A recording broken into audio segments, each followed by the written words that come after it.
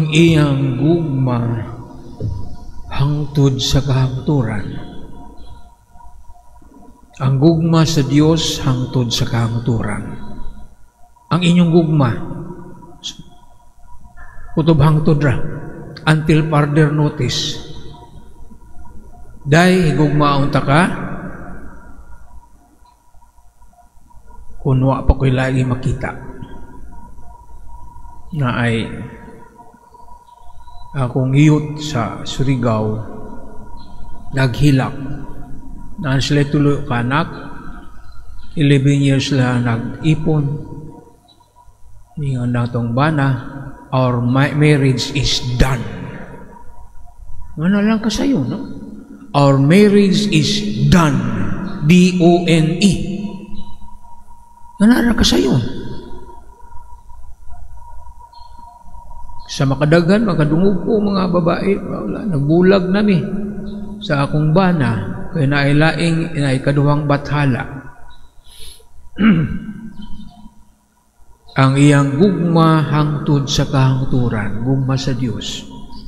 Ang atong gugma until further notice.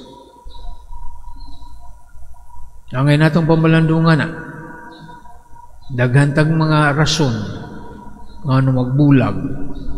Adunay MSc Seminarian College, 4th year college sa Surigao, taga Santa Quiteria. Asa mo yung papa? Nag-abroad, father, nag-abroad siya. Niya, pagbalik niya, wa nakatuod sa among balay, sumakabilang bahay. Di sumakabilang buhay. Wa nakatuod, kay lain namang balay di atuan. Daghan kayo na nga ng mga OFW. Wa nakatuod pagbalik. Kaya na may lain. Nakakitag lain ditong gwapa sa Saudi o sa Pangdapita. Na akong lektor sa Bantog, New Baisia. Ang iyang anak sa Kristan. Asa man mo papadong? Tuas abroad. Ano sa balik? Ano, graduate na ko sa college. Elementary na. Balik ko no. Guys, sumakabilang bahay naman. Ang iyang gugma hangtod sa kahangturan. Ang atong responsoryo ni atong Huwebes, Hulyo 17, ang Ginoo na hinumdum sa iyang kasabutan hangtod. He remember His promises forever. Ang ato is broken promises. God remembers His promises, His covenant forever. Unsa man covenant sa Ginoo? Ang kasabutan niya kang Abraham, I will be your God. If you make me your God, you will be my people. Mo nang iyang promise. I will protect you, I will give you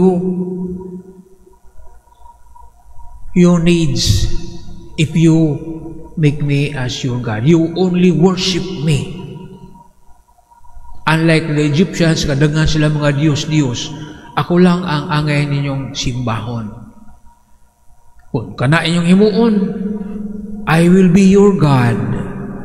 You will be my people. I will protect you. I will take care of you.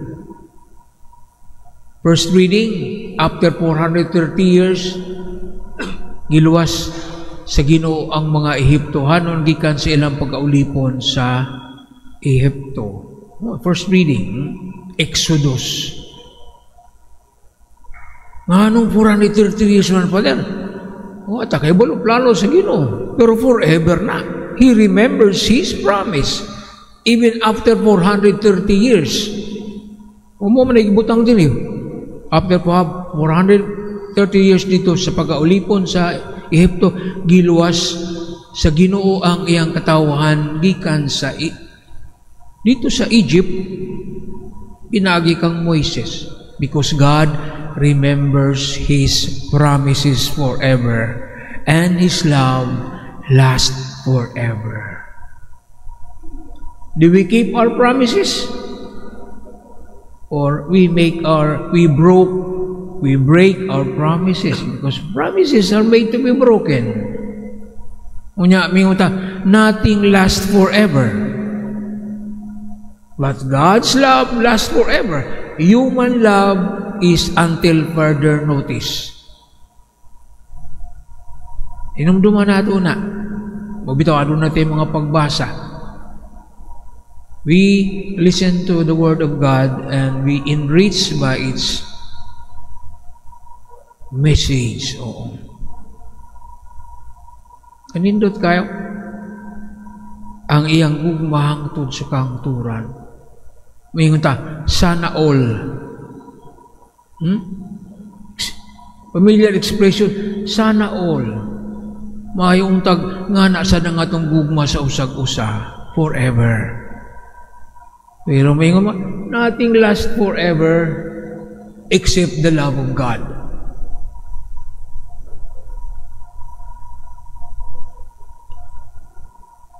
Ang atong ebanghelyo, lain sa dagmensahe, si Jesus, naglaraw ang mga Pariseo nga patyon siya. So, anya siya gimo? Misibat siya. Nga naman, baka siya maging away. Di man na iyang kuhan. He uses his prudence. Nganong nilikay man siya, dili pa panahon. The time has not yet come for him to suffer. Gamit niya ang iyang kuhan ba? Iyang prudence. Adunay peligro, likay. Adunay bagyo, ayaw sa kay barko. Kay dagkong baod. That is prudence. Ibalo kang lunok ng dapitam at pagyapo ka dito. Oh. Sumunay mo ni Jesus. Adunay naglaro nga patyon siya. Siya makikuan. Bugno dito sa mga kuhan. Ano kaya niya na? Dangan siya. Pero the time has not yet come for him to suffer. Kay kinahanglan pa niya isangyaw ang maayong balita. Wa pa siya kahuman sa iyang misyon sa pagsangyaw sa maayong balita. So dito sa silang dapit, o dito silang dapit, iyang giayo ang mga masakiton. So that was opportunity for him to show his mercy and compassion to people who needs him. At ang mga masakiton, iyang giayo. Biyan siyang, ayaw mong saba, ayaw mong maritis, ha? Kaya mga maritis naman ta. Uy, di na si Jesus diri. Arisan mo diri. Ayaw, kay magkagubuta din maning mga Romanon, dakpon ko. Human ang akong misyon. So, why maritis? Why mag-text? Why mag-Facebook nga? Uy, di si Jesus diri dapita. Kaya nga naman, dili pa panahon. Panahon matugpa sa kuan kanta ni sa itong kantahan. There's always time for everything. Time for preaching, time for healing, and time for dying. Wala si Jesus. Wala siya magdali-dali. Hindi pa panahon karon. Bahala na mo din magyaw-yaw mo din. Bahala mo sa tunaw na yung utok sa pagplano. Di pa panahon nga akong magpasakit, di na mo ang plano sa Ginoo. So dili sa sila ang lugar, ito yung gamit ang kahigayunan sa pag-ayo, pag-sangyaw sa mga balita. Walay maritesa, walay mag-chismis bayan sa akong asa ko dapit. Kay dagang mga intelligence ng mga Romano, mga Pariseo, dagang mga spy, madakpan ko na, ma-aborted ng akong mission. So, nga na ang Ginoo, di siya makiglalis, di siya umugos. O, muna ang kuha ni Propeta Isaias. Mulikay siya. Kung malikayan pa, mulikay ta. That's wisdom. Makigbugno ka din na, awa makikaya, mara kagi away ka sa pader. Iba ka, gamhanan na sila, likay sa ta din, hindi pa makita kag strategy na, prudence yun na. Sure, coconut, no? Likay sa mga peligro. Di ta mag-suicide.